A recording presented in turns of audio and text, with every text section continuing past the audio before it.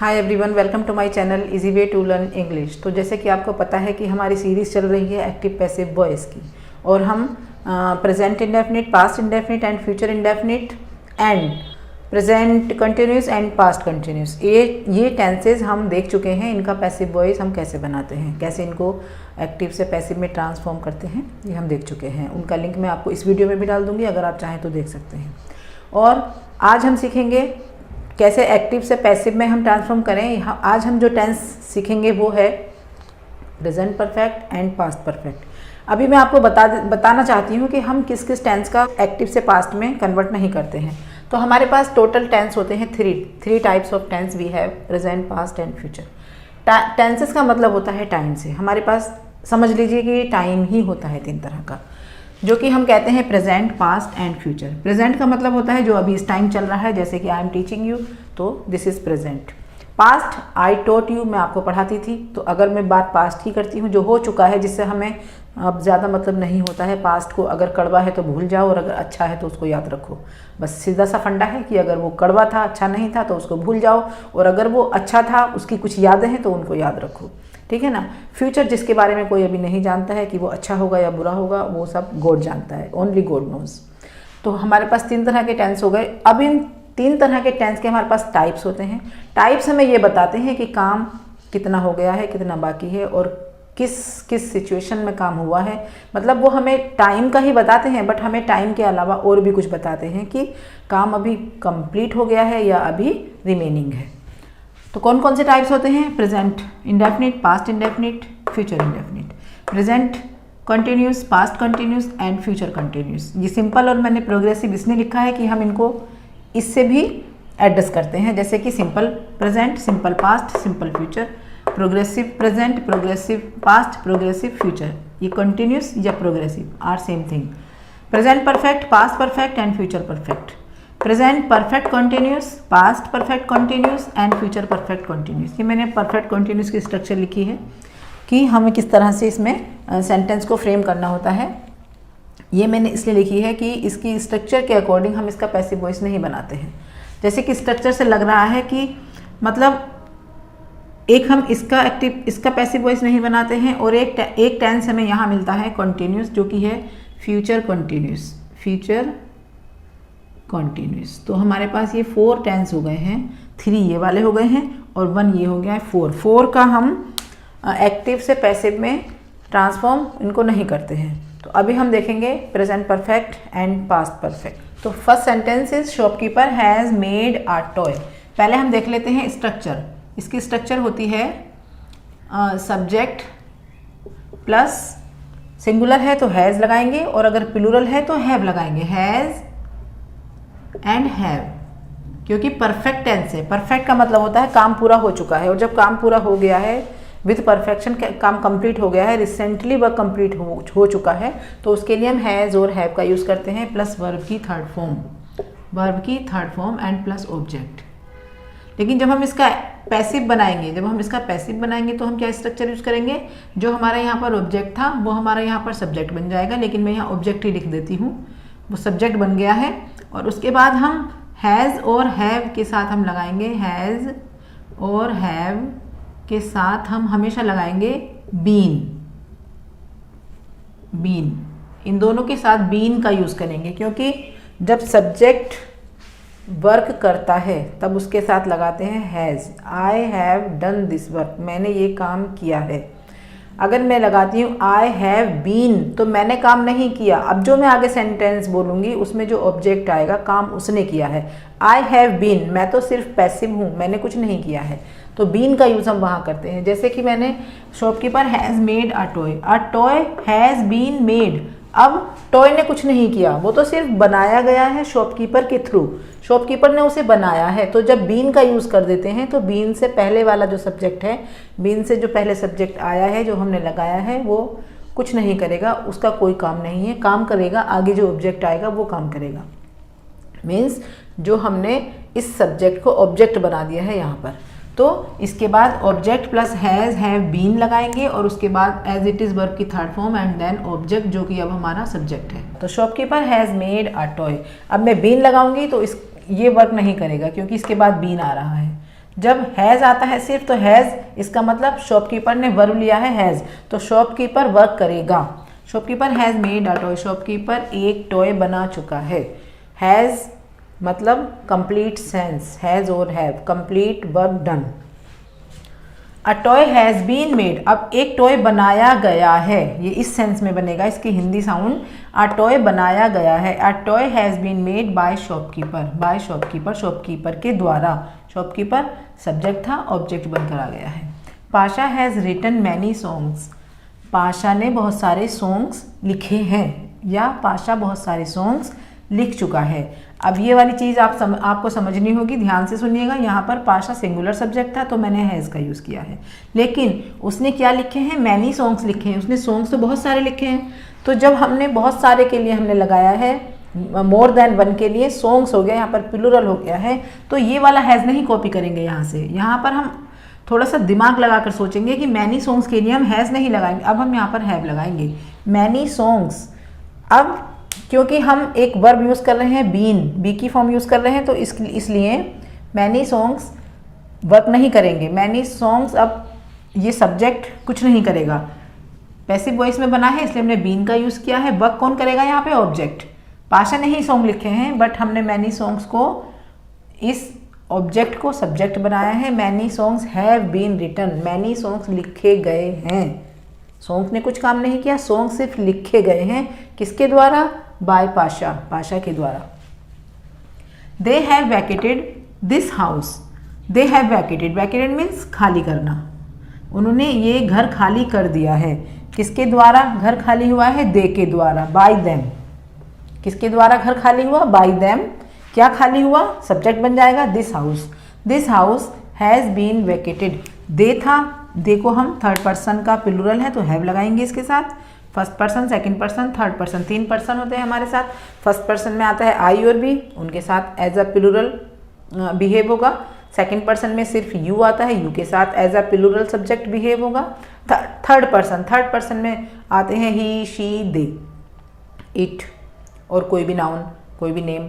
तो जो उसके जो प्लूरल होते हैं, थर्ड पर्सन के जो प्लूरल होते हैं वो, और फर्स्ट और सेकंड पर्सन, इनके साथ हम as a plural subject behave करते हैं, प्लूरल वर्ब लगाते हैं उनके साथ, तो उनके साथ आ जाएगा, क्योंकि दे थर्ड पर्सन का प्रोनाउन है और थर्ड पर्सन का प्लूरल प्रोनाउन है। तो इसके दे में तो बहुत सारे हो सकते हैं, मोर देन वन हो सकते हैं, तो दे है, दे के साथ हैव लगाएंगे। They have vacated this house, यहाँ पर ये बन जाएगा सब ऑब्जेक्ट का सब्जेक्ट दिस हाउस। अब हाउस तो बन रह गया, दे तो बहुत सारे थे तो हैव लगाया था, हाउस बन है तो हैज आ जाएगा।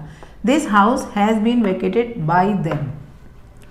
अब इनका निगेटिव देख लेते हैं। Prisha has not beaten the dogs, negative में कुछ नहीं करना है, बस हैज़ नॉट है जहाँ पर, तो यहाँ पैसिव में भी सब्जेक्ट के अकॉर्डिंग, अगर हैज़ की ज़रूरत वहाँ नहीं है, हैव की ज़रूरत है तो आप हैव लगाएंगे।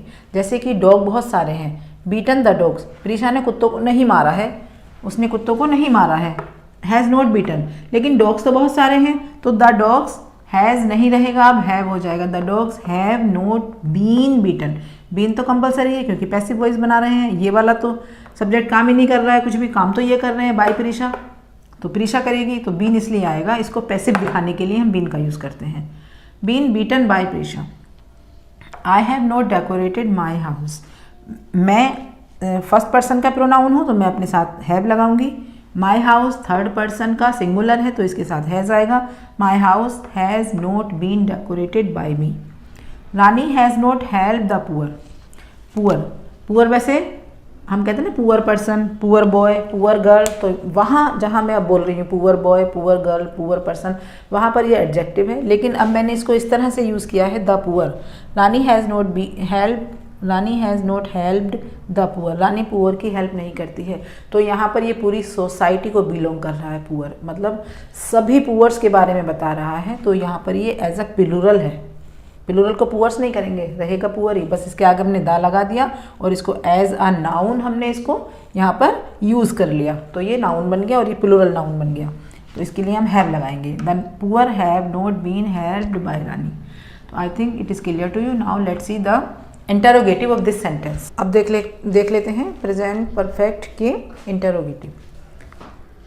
प्रेजेंट परफेक्ट टेंस, इसकी स्ट्रक्चर यहाँ पर है। और have you painted the flower pots, interrogative है इसलिए जो हेल्पिंग वर्ब है उसको हम सब्जेक्ट से पहले लगाएंगे। हैव यू पेंटेड, क्या तुमने फ्लावर पॉट्स को पेंट कर दिया है। तो क्या बनेगी इसका पैसिव में क्या होगा, सिर्फ पैसिव में हमें कुछ नहीं करना है, बस हमें जो इसकी हेल्पिंग वर्ब है उसको सब्जेक्ट से पहले लिखना है, और वो तो पहले से ही हमारी एक्टिव में लिखी होगी। तो पैसिव में क्या करना है, हैव प्लस सब्जेक्ट जो हमने ऑब्जेक्ट का बनाया है सब्जेक्ट, और बीन पेंटेड बाय यू, बस बीन से अलग करना है हैव को। इनकी जो फ्रेंडशिप है हैव बीन की उसको तोड़ना है, उसको पहले लगाना है हैव को। Have the flowers pot been painted by you and question mark is compulsory. Have the animals damaged the crop, crop singular है तो इसके साथ हैज आएगा, एनिमल्स प्लूरल थे उसके साथ हमने हैव का यूज़ किया है। अब क्रॉप सिंगुलर है, डैमेज्ड मीन्स बर्बाद कर देना, खराब कर देना, क्या जानवरों ने क्रॉप को खराब कर दिया है। Has the crop been damaged by the animals, by the animals, animals के द्वारा जो फसल थी जो क्रॉप थी वो खराब हो गई है, तो हैज़ लगाएंगे क्रॉप के लिए। Have they completed the project, क्या उन्होंने प्रोजेक्ट कंप्लीट कर लिया है, कर चुके हैं, तो हैव तो एज इट इज़ रहेगा। No, have as it is बिल्कुल भी नहीं रहेगा क्योंकि प्रोजेक्ट सिंगुलर नाउन है तो इसके लिए आएगा हैज़। अपनी ही मिस्टेक मैंने पकड़ी है, बस मैं चाहती हूँ कि आप भी एग्जाम में टेस्ट में ऐसे ही अपनी मिस्टेक पर ध्यान दो और उसको एकदम से कैच कर लो ताकि आप सही लिख सको और आपको मार्क्स पूरे मिल जाए। तो has the project been completed by them, they का ऑब्जेक्टिव केस हमने देम लगा दिया, और ये कौन सा केस था, इसे कहते हैं nominative case. Nominative case, objective case और सब्जेक्टिव केस भी कह सकते हैं। Now we will see how to transform past perfect tense into passive voice. देख लेते हैं सम सेंटेंसेस। पहले तो स्ट्रक्चर देखते हैं इसकी। स्ट्रक्चर क्या है, subject plus head plus third form of verb and object, same structure है, बस हैज़ और हैव के प्लेस पर हमें हेड लगाना है, बिकॉज पास्ट है तो पास्ट के लिए हेड लगाएंगे। यहाँ पर ये वाला भी आपका थोड़ा सा बर्डन कम हो गया है कि आपको ये नहीं सोचना पड़ेगा किस सब्जेक्ट के साथ हैज़ लगाना है और किसके साथ हैव लगाना है, यहाँ पर तो सिर्फ हेड ही लगाना है सबके साथ। तो वेदर इट इज़ सिंगुलर और प्लूरल, सबके साथ हेड ही लगाना है। और पैसिव वॉइस में क्या स्ट्रक्चर बनेगी, object, had been and verb की थर्ड फॉर्म सब्जेक्ट, जो कि हमने ऑब्जेक्ट से सब्जेक्ट लिया है, ठीक है ना। तो first sentence is Seema had painted the room, Seema had painted. अब इसमें जो ऑब्जेक्ट है द रूम है तो द रूम को हम सब्जेक्ट बना लेंगे। The room, had helping verb है लेकिन हम हेल्पिंग वर्ब के साथ बीन और लगाएंगे यहाँ पर, हैड बीन, क्योंकि अब रूम काम नहीं करेगा।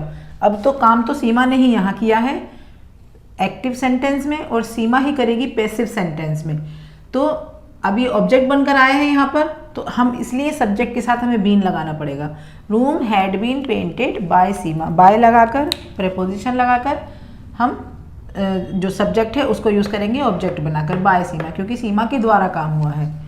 She had invited me to a party, उसने मुझे एक पार्टी में बुलाया था। आई हैड बीन, कौन इन्वाइटेड था, मैं इन्वाइटेड थी। आई हैड बीन इन्वाइटेड, मैंने किया कुछ नहीं था, ओनली आई वॉज इन्वाइटेड, बस मैं इन्वाइटेड थी। तो I had been invited to the party by her, काम तो हर ने किया था तो बाय लगाकर हर लगा देंगे। शी का objective case her. Ma'am had punished Rani, ma'am ने रानी को पनिश किया था। रानी हैड बीन पनिश्ड, रानी ने कुछ नहीं किया था, उसने तो सिर्फ जो मैम ने पनिशमेंट दिया था उसको उसने बेयर किया था, उसने जो उसको पनिशमेंट मिला था। Rani had been punished by ma'am, ma'am ने दिया था पनिशमेंट तो बाय मैम। नाउ देख लेते हैं इसके निगेटिव। निगेटिव के लिए क्या करना होगा, सीमा हैड नोट पेंटेड, हमें हैड के बाद नोट लगाना होगा। Seema had not painted the room, Seema ने रूम को पेंट नहीं किया था। और यहाँ पर भी the room had not been painted by Seema. She had invited me to a party, she had not invited me. और पैसिव में क्या करेंगे, I had not been invited to the party by her. Ma'am had not punished Rani, ma'am had not punished Rani. Rani had not been punished, not यहाँ लगेगा, आप ध्यान से देखिए, इसका स्क्रीनशॉट ले सकते हैं। Rani had not been punished by ma'am. Now interrogative, had Raja played the match, Raja ने मैच खेला था, राजा के द्वारा काम हुआ था, तो बाय राजा। सीधा सा पहले फंडा है कि आप देख लो काम कौन कर रहा है, सब्जेक्ट क्या है, सब्जेक्ट है राजा, तो बाय राजा पहले यहीं पे लगा दो आप। अब हैड अपने प्लेस पर ही रहेगा, हमें तो इसमें चेंज ही नहीं करना है, इंटरोगेटिव का ही इंटरोगेटिव बनाना है, तो हैड अपने प्लेस पर ही रहेगा। बस ये जो जिस पर वर्क किया था डूअर ने, वो जो ऑब्जेक्ट है वो सब्जेक्ट बनकर यहाँ आ जाएगा। Had the match been played by Raja. Had the servant close the door, work कौन कर रहा है, who is doer, servant is doer, servant work कर रहा है। लेकिन सर्वेंट जब वर्क कर रहा है तो सर्वेंट को यहाँ लगा देंगे बाय द सर्वेंट, और वर्क किस पर हो रहा है, डोर पर। द डोर किसको बंद किया गया था, डोर को बंद किया था, डोर ने किया कुछ नहीं था, तो द डोर यहाँ पर सब्जेक्ट बन जाएगा। Had the door been closed by the servant. Had the doctor given the report, क्या डॉक्टर रिपोर्ट दे चुका था, तो हमें लेना क्या था, रिपोर्ट लेनी थी, तो रिपोर्ट तो कुछ नहीं कर रही, बस उसको तो लेना देना जो भी था वो था, तो द रिपोर्ट यहाँ आ जाएगा सब्जेक्ट बनकर। Had the report been given by the doctor, जो भी वर्क करेगा वो डॉक्टर करेगा, बाय द डॉक्टर, डॉक्टर के द्वारा ही वर्क होगा। ठीक है, तो it was the transformation of from active to passive. Now see we will see the proverb, a little learning is a dangerous thing. Means अगर किसी को कम नॉलेज है, कम जानता है, जैसे कि कई डॉक्टर होते हैं थोड़ी सी नॉलेज लेते हैं, किसी के यहाँ जाके थोड़ा दिन वर्क करते हैं एज अ कंपाउंडर, वहाँ वर्क करते हैं और फिर अपनी बड़ा सा वहाँ पर अपना क्लिनिक खोल लेते हैं, तो उनके पास जाने से अच्छा है कि इंसान घर में ही रह जाए। तो नीम हकीम खतरे जान। और वैसे भी अगर किसी टॉपिक पे हमारे पास भी अगर नॉलेज कम है तो नहीं बोलना चाहिए, हम सिर्फ लोगों को हंसा ही सकते हैं उस पर बोलकर। वैसे तो हंसाना भी अच्छी बात है, लेकिन इस वे में हंसाना भी गलत है कि हम अपनी मजाक सी बनवा लें उनके साथ। तो a little knowledge, a little learning और little knowledge is a dangerous thing, नीम हकीम खतरे जान। That's all for today. I think you understood what I wanted to share with you, and I will be back soon with a new lesson or new chapter. Please subscribe to my channel and bye.